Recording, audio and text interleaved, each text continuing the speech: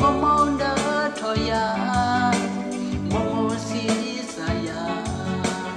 Momodu Sata Ludo Toya,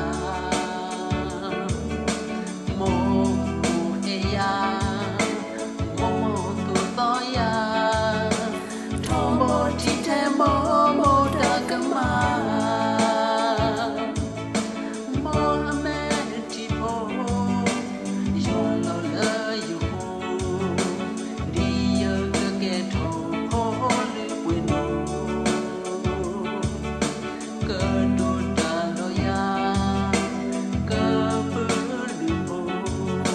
Saya desage susu koko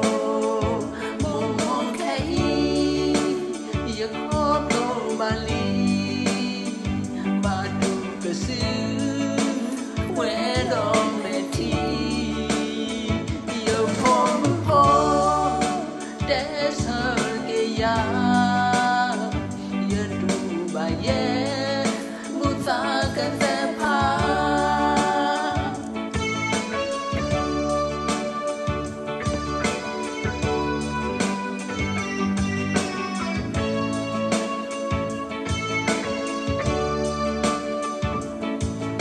Momonda Toya,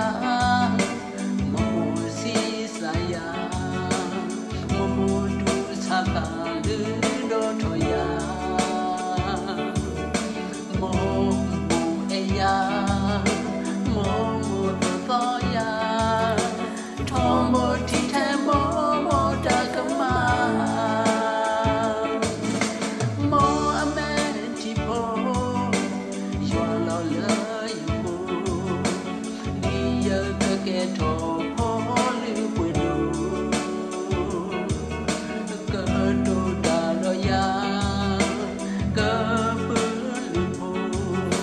Saya desaya susu koko momo kai ya koto bali badu kesu wedo meti ya pompo desa keya ya badu ye mutaka sepa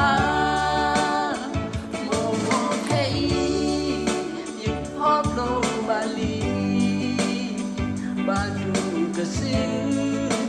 wedo meti ya pompo desa kia ya du baye